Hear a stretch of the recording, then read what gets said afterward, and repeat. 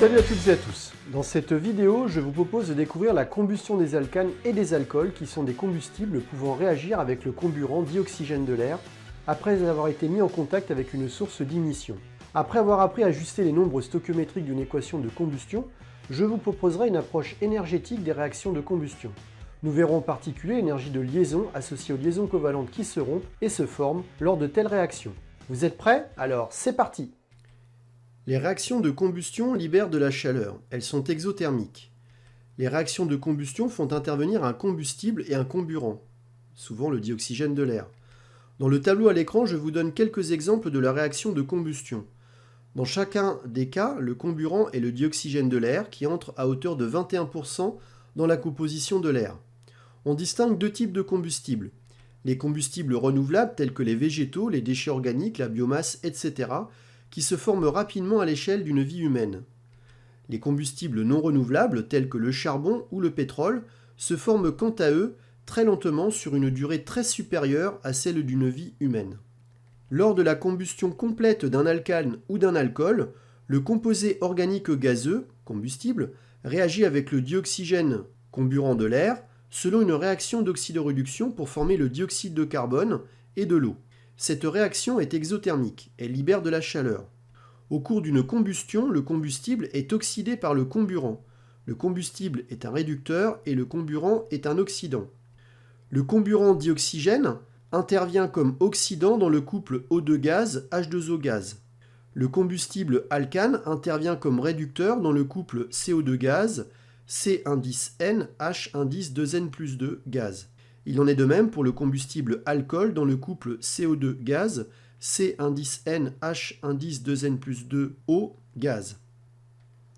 Un alcane a pour formule brute générale C1,N, H1,2N+2 avec N entier naturel non nul.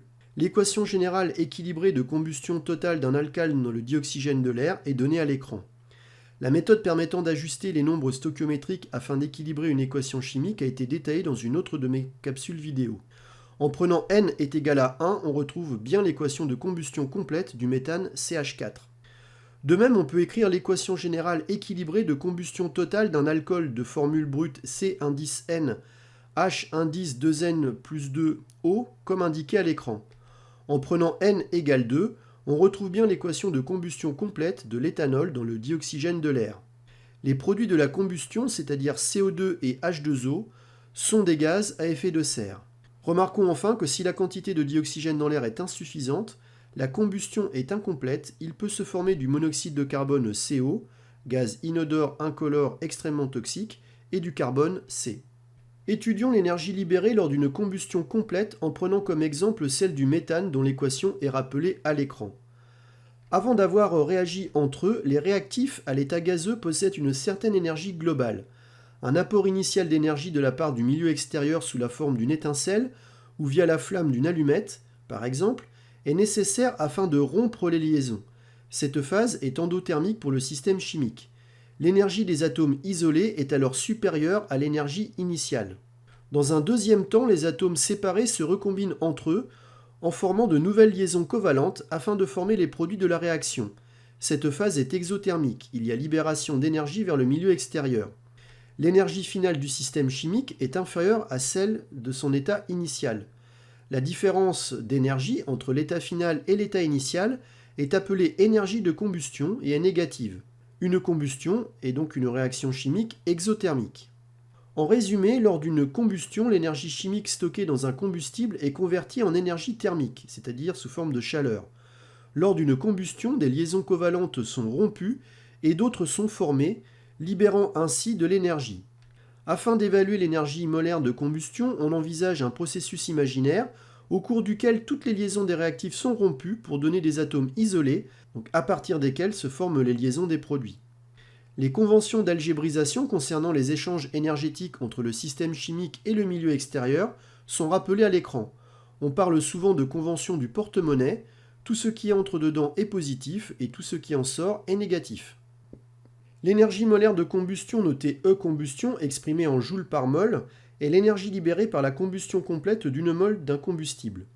Le tableau à l'écran donne les énergies de combustion de deux alcanes et d'un alcool. On remarque que ces énergies sont négatives, ce qui indique que ces réactions sont bien exothermiques. L'énergie libérée, notée grand E, exprimée en joules par la combustion complète de petit n mol de combustible, dans le cas où le dioxygène de l'air est en excès, est donnée par la formule apparaissant à l'écran. Grand E est égal à petit n fois E de combustion. Enfin, le pouvoir calorifique, noté P indice C, exprimé en joules par kilogramme, représente l'énergie que peut libérer 1 kg de combustible. Il permet ainsi de comparer facilement le pouvoir énergétique de différents combustibles. Le tableau apparaissant à l'écran donne à titre d'exemple le pouvoir calorifique de quelques combustibles. On remarque par exemple que le pouvoir calorifique de l'essence est supérieur à celui du bois. La rupture d'une liaison covalente nécessite d'apporter au système chimique de l'énergie depuis le milieu extérieur. Lors de la formation d'une liaison covalente, le système chimique libère de l'énergie dans le milieu extérieur. Pour une mole de combustible à l'état gazeux, l'énergie de combustion est donnée par la formule apparaissant à l'écran. Le tableau à l'écran donne les énergies de liaison les plus courantes. Calculons l'énergie de combustion associée à la combustion complète du méthane dans le dioxygène de l'air. L'équation d'une telle réaction est rappelée à l'écran. Lors de cette réaction chimique, 4 liaisons carbone-hydrogène sont rompues, ainsi qu'une double liaison oxygène-oxygène. 2 doubles liaisons carbone-oxygène sont formées, ainsi que 2 liaisons simples oxygène-hydrogène. L'application de la formule encadrée à l'écran conduit à une énergie de combustion de moins 800 kJ par mol. La réaction de combustion est donc bien exothermique. Étudions un dernier exemple afin de bien s'approprier la notion d'énergie de combustion. La bouteille neuve d'un réchaud à gaz de camping contient 250 g de butane. On se propose dans cet exemple de calculer l'énergie que peut libérer sous forme thermique cette bouteille de butane en supposant sa combustion complète avec le dioxygène de l'air en excès. L'équation est celle donnée à l'écran. Le détail de la somme des énergies de liaison rompues et celle formée est donné également à l'écran. Dans ce type de calcul, il faut être attentif au nombre stoichiométrique et au décompte des différentes liaisons.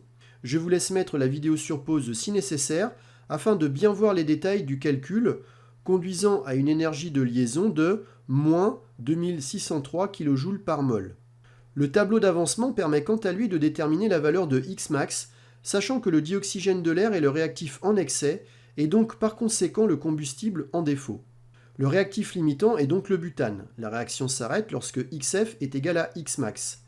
Soit d'après le tableau d'avancement, N0 moins Xmax est égal à 0.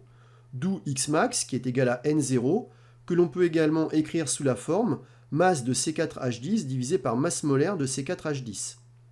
Xmax vaut donc 4,3 mol. Pour calculer l'énergie libérée lors de la combustion, il suffit de multiplier l'énergie de combustion molaire précédemment obtenue par Xmax, nombre de moles de combustible ayant réagi. Le calcul conduit à une énergie libérée lors de la combustion qui vaut moins 1,1 10 puissance 4 kJ. Voilà, j'espère que vous en savez désormais un peu plus sur la combustion des alcanes et des alcools, ainsi que sur l'énergie de combustion. Je vous donne rendez-vous très vite pour de nouvelles aventures. À bientôt, au revoir.